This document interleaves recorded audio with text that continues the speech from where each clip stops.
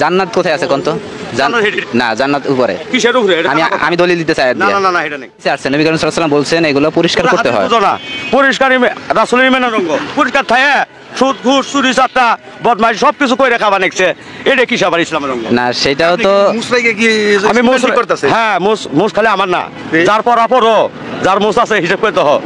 এই পড়ায় সারা বিশ্ব পড়া লাগে, না তো পড়াই হয় না।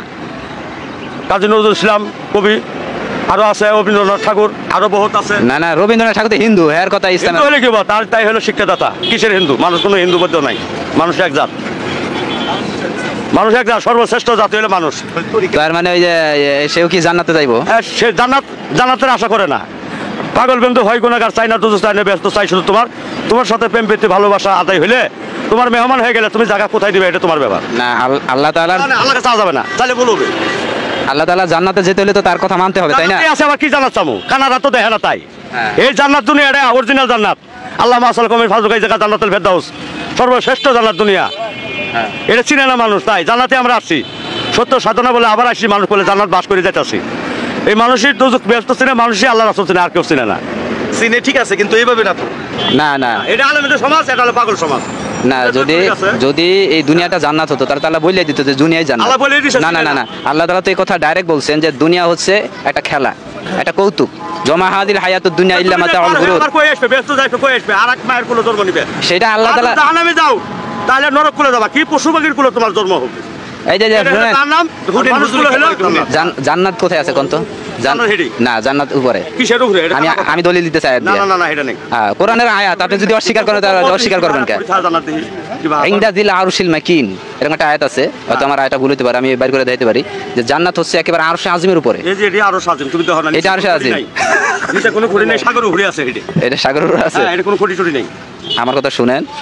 হ্যাঁ, আরশে আজিম এরই। আমাদের আদম ছবি আল্লাহ, আদমের ছবি না না, আরশে আজিম তো এখানে না, আরশে আজিম তো আরশে আজিমের জায়গায়।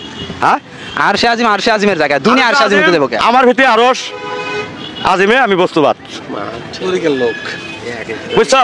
এখানে ভাষার উপরে আছে, এরই আরশ। আমার ভিতরে আরশ আছে, আমি আজিমের বস্তু। এখন আপনারা যেভাবে ব্যাখ্যা করবেন কোরআনের, আমাদের কি ওইটাই মানতে হবে? কোরআনে, আমার কথা শুনেন, কোরআনের ব্যাখ্যা তো হাদিসের আলোকে। হুজুর সাল্লাল্লাহু আলাইহি সাল্লাম, শুনেন আমার কথা শুনেন, কোরআনের ব্যাখ্যা নবীজি যেভাবে দিয়ে গেছেন ওইভাবেই ধারাবাহিকভাবে আসতেছে, এবং হাদিসে সেভাবে আসছে। যদি কেউ কোরআন মানে এবং যদি সে বলে যে আমি হাদিস মানি না, তাহলে সে মূলত কোরআনকে অস্বীকার করে, কারণ হাদিস হচ্ছে কোরআনের ব্যাখ্যা। এখন আপনি যে ব্যাখ্যা করতেছেন এটা তো হাদিসের সাথে মিলে না। এটা তুমি অত পড়া পড়ো নাই, শিক্ষার শিক্ষা। তার মানে কোরআন এবং হাদিসের উপরে কি আরো পড়া আছে? কোরআন হাদিসের পড়া একটা আয়াত ব্যাখ্যা দেওয়ার মতো এই পৃথিবী আলেম জন্মে নাই। একটা আয়াতের ব্যাখ্যা শেষ করতে, সাগর পানি শেষ করলেও, গাছপালা শেষ করলেও আয়াত লেখা শেষ হবে। তার মানে আপনি পড়াশোনা করে উপরে উঠে গেছেন। ধরো 3টে হরফ আলিফ লাম মিম, 3টে হরফে 6666 আয়াত নামাইছে। তুমি কোরআন খুঁজে দাও, 6666 আয়াত নাই, 6633 আয়াত আছে। কি পড়ছো? হাতায় দেখো আজকে। এইটা এখানে আপনার ভুল আছে, তোমার ভুল আছে। তুমি আমার কথা শুনেন, যে এই যে আয়াতের যে ইখতিলাফটা, কেউ বলে যে এই কয়টা, কেউ বলে এই কয়টা, এটা হচ্ছে আপনার। হ্যাঁ, আমার কথা শুনেন, আমি বলি একটা আয়াতে লক্ষ কোটি কোটি ব্যাখ্যা আছে। তোমার হুজুর শিখেছে এক ব্যাখ্যা, আমাদের হচ্ছে আরেক ব্যাখ্যা। তো শিক্ষা মানতে হবে, শিক্ষার উপরে শিক্ষা আছে, বড় আছে, সেটা বড় সোয়াশের আছে, মানবে নাকি?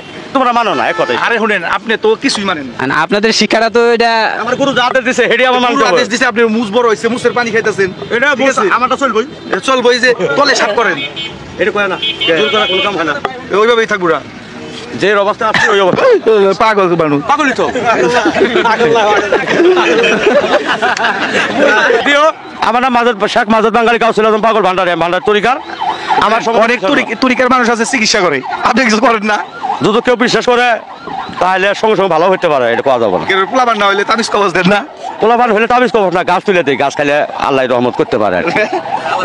হ্যাঁ, আপনার অনেক গুণ। হ্যাঁ, তুমি এই পাগলের মতো নিজের কথা নিজে কথা যাবে না। বাংলাদেশে সর্বর্ণ ব্যঞ্জন বলে 150 আইনে খোদা মেহরবান আমাকে দয়া করছেন। কোরআন হাদিস 29 আল জাহির আল বাতিন। আমি নগদ জালালি, যে বাড়ি ভাত খাই সেই বাড়ি সুনাম গাই, সৌদিয়ানি, পাকিস্তানি, ইরাকানি, জাপানি, এই চায়না গান আমি গাইনি। আমার এই দেশেরই, আমার নিজকে নিচ্ছি না।